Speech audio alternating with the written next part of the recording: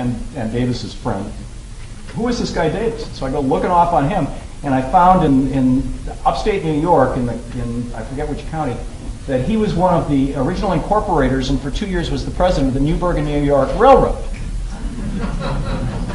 His father was the former governor of Massachusetts. He came from a wealthy and powerful family. He was connected to the railroad families. You know, it was all, this was like the aristocracy. So to bring this to, I'm going to try and wrap this up in the next 5-10 minutes here, so give you time for questions. To bring this to today, we've had now a series of decisions that have been rooted in this case. That have looked back at Santa Clara County and given corporations increasingly more and more rights on the assumption that the Supreme Court had ruled that they are persons. No federal legislature, the House of Representatives and the Senate, has never ruled that corporations should have the rights of persons. No president has ever asserted that or written to that effect. In fact, Grover Cleveland, in his address to Congress, his annual State of the Union address, 4 times addressed this issue. He said the people feel that they are trampled under the iron heel of the modern corporation. I mean, he was just going head on against the Supreme Court, much like our current president of the current court. And that's a whole fascinating history. So this is law entirely made by the Supreme Court. A Supreme Court that you could argue was never given that power in the Constitution. The Constitution does not say that the Supreme Court has the power to overturn laws passed by the legislature or confer these kinds of rights to artificial beings. It simply says it's the Supreme Court of the land. That's all. It'll be the final arbiter. And as those of you who are law students know, it was in 1803 that the court took that power to itself in the Marbury versus Madison case. The Chief Justice John Marshall at that time, who was a second cousin of Thomas Jefferson and his most ardent political enemy, ruled in that case, and Jefferson just went nuts. In fact, this is just one other thing to share with you, and then I'll get right back to the point. Because I find all this stuff so this kind of anecdotal stuff so relevant, actually. In 1803, the week after the decision, Marbury versus Madison, in this case, Chief Justice Marshall ruled that the Supreme Court had the power to overturn a law passed by Congress and signed by the President, based on its own interpretation of what the meaning of the Constitution is. Again, a power not given to the court by the Constitution. And the President of the United States, Thomas Jefferson, was elected in 1800. This is 1803. The President of the United States wrote to Patrick Henry's son-in-law, Spencer Roane, who was the judge of the Virginia Supreme Court and one of Jefferson's best friends. He didn't like Patrick Henry, by the way. Patrick Henry, Liberty or Give Me Death, was a hardcore fundamentalist Christian, and he and Jefferson disliked him. But anyway, he liked his son-in-law. He says, if this opinion be sound, Jefferson wrote, then indeed is our Constitution a complete felo de se, which is Latin for legally a suicide, a pact of suicide.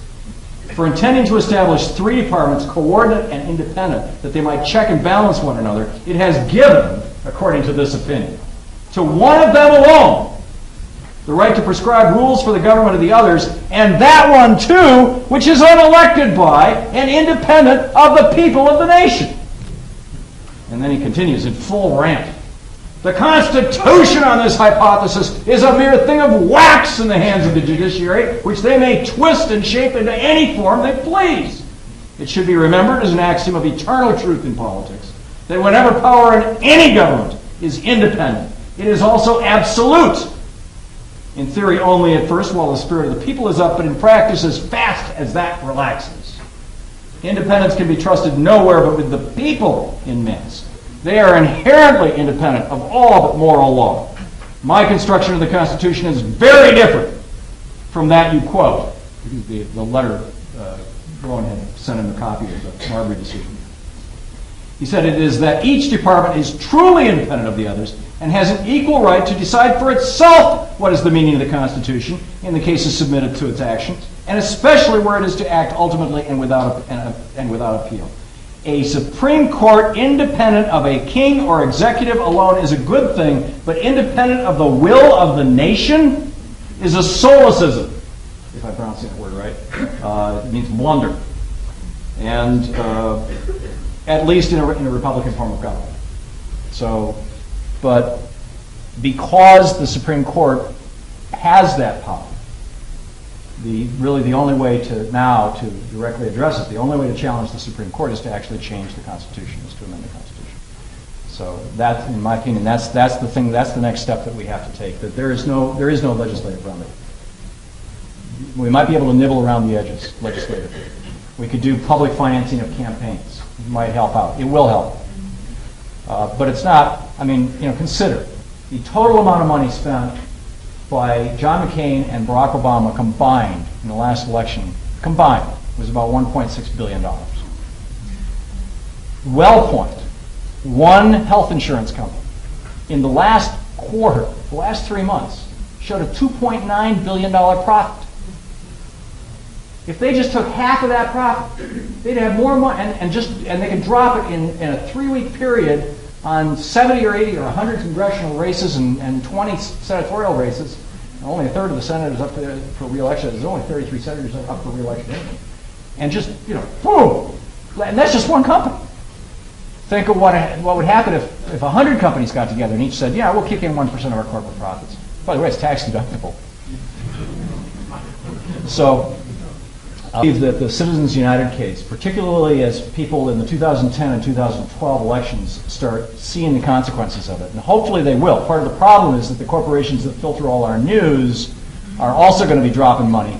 And so they're probably not going to be talking about all the money that gets dropped, which means that it's up to us to spread the word. And I just want to encourage you to be part of that and say that it's not, every real significant change in the history of this country has come about as a result of citizens' movements. It's never come from the political structure. It's always come from the people. Margaret Mead was right. And therefore, tag, you're it.